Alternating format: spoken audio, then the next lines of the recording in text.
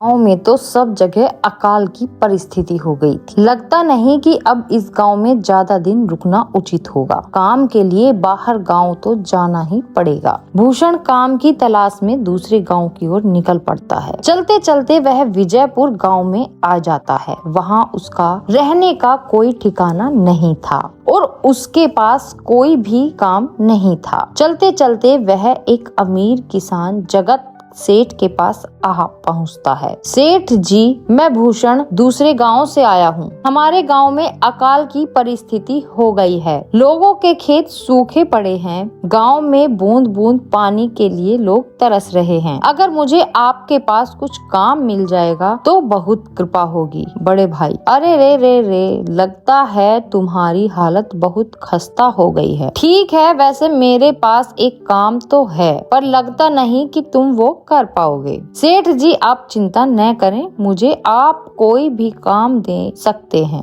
मैं वह पूरी मेहनत से और ईमानदारी से करूँगा। अच्छा ठीक है भूषण, तो कान खोलकर सुन लो।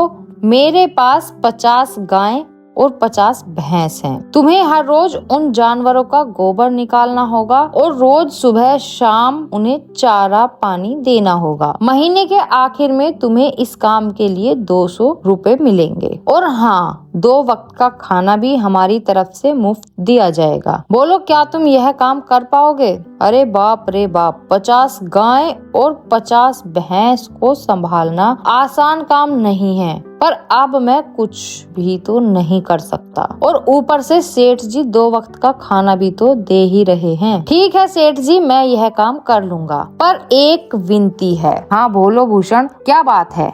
सेठ जी, अगर आपको समस्या ना हो तो क्या मैं आपके गायों के साथ गौशाला में रह सकता हूँ? सेठ जी, मैं इस गांव में नया हूँ, मेरा रहने का कोई ठिकाना नहीं है। जग्गा सेठ थोड़ी देर तक सोचता है और भूषण को ऊपर से नीचे तक देखने के बाद उससे कहता है, ठीक है भूषण, तुम गौशाला में रह सकते हो। जी धन्यवाद सेठ जी।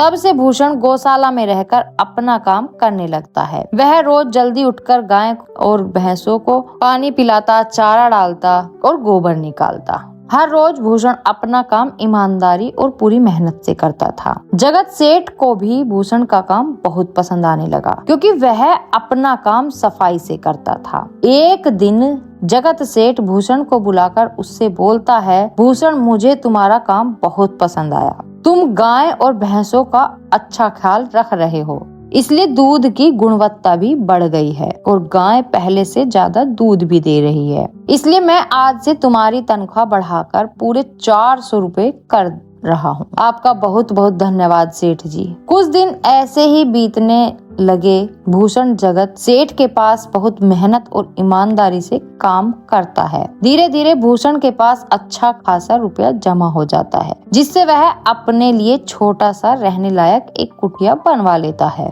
उस गौशाला में सोकर तो नाक से गोबर की गंध अभी भी नहीं जा रही। अब आखिरकार मुझे अपने घर में चैन से सोने को तो मिलेगा। तब से भूषण जगत सेठ के पास गौशाला में काम करने आता और 2 वक्त का खाना खाकर अपने घर सोने के लिए चला जाता था। कई साल ऐसे ही बीत गए। भूषण की मेहनत के कारण उसके पास अच्छा खासा रुपया जमा हो जाता है। एक दिन भूषण जगत सेठ से बोलता है, सेठ जी, आजकल गांव में चोरी की समस्या बहुत बढ़ गई है और मेरे पास कुछ रुपए भी जमा हैं जो मैंने अपने घर में रखे हुए हैं, पर मुझे उन पैसों की चोरी की चिंता हो रही है। आपको तो पता ही है कि मैं दिन भर आपके पास ही काम करता हूँ और सिर्फ रात में ही घर सोने जाता हूँ, इसलिए मुझे रोज उन पैसों की चोरी की चिंता सताती है। हाँ भूषण, तुम बात तो बिल्कुल सही कर रहे हो। आए दिन गांव में नए नए चोरी के किस्से सामने आ रहे हैं और दिन भर तो तुम्हारा घर खाली ही रहता है, तो चोरी होने की संभावना तो जरूर है। जगत सेठ थोड़ी देर सोचता है और फिर भूषण से कहता है, देखो भूषण, ऐसे समय में तो गांव में एक ही जगह है जहां पर तुम्हारा धन सुरक्षित रह सकता है, वो है जमींदार का घर।